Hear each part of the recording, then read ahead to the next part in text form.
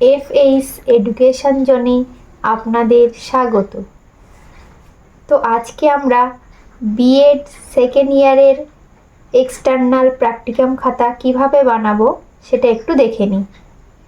সবার প্রথমে আমাদেরকে ফ্রন্ট পেজ বানাতে হবে। সেটা এভাবে তৈরি করতে পারো তোমরা। প্রথমে ইউনিভার্সিটির নাম লিখতে হবে, তারপর তোমার নিজের কলেজের নাম, তারপর macro lesson plan external copy, course DElEd second year, নিজের নাম, registration number, roll number, session লিখতে হবে। এর পরের পৃষ্ঠাতে থাকবে বাণী। এটা আমরা কোনো একটা মনীষীর বাণী লিখব। যে মনীষীর বাণী লিখব তার ছবি অবশ্যই সেখানে লাগাতে হবে। এর পরের পৃষ্ঠাতে থাকবে ভূমিকা।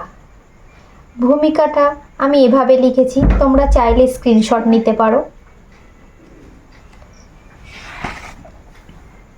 সূচিপত্রতে আমরা 4টে বিষয়ে লিখব। যেমন প্রথমে থাকবে বাংলা, তারপর ইংলিশ, তারপর পরিবেশ বিজ্ঞান, তারপর ম্যাথমেটিক্স।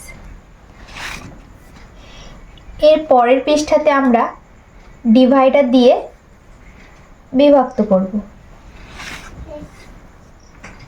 এর পরের পৃষ্ঠায় আমরা আমাদের লেসন প্ল্যানটা শুরু করব।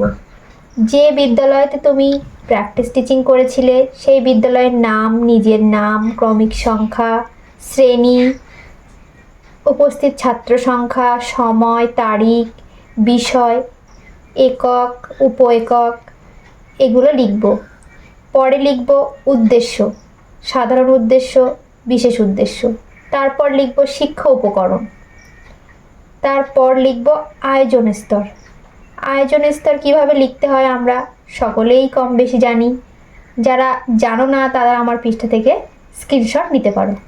উপস্থাপন স্তর কিভাবে হয় দেখে নাও।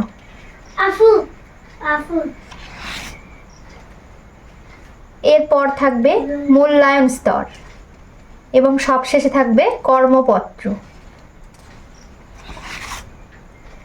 পরে একইভাবে ডিভাইডার দিয়ে আমরা ইংলিশ বিভক্ত করে একইভাবে লেসন প্ল্যান তৈরি করব।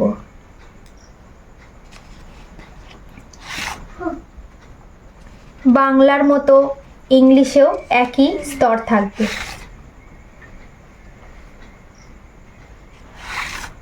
এবার ম্যাথমেটিক্স একইভাবে আমরা ডিভাইডার দিয়ে ভাগ করে শুরু করব ম্যাথমেটিক্স।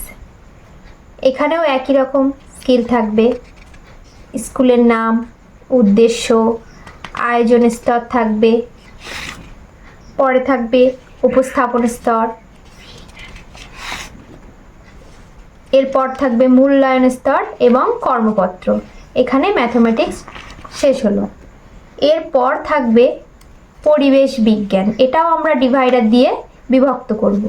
শুরু করব পরিবেশ বিজ্ঞানের লেসন প্ল্যান।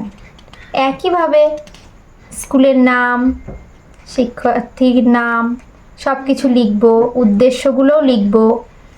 একই রকমভাবে আয়োজন স্তরও লিখব। এরপর লিখব উপস্থাপন স্তর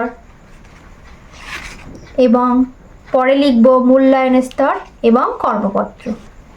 এখানেই আমাদের পুরো লেসন প্ল্যানটা সম্পন্ন হলো।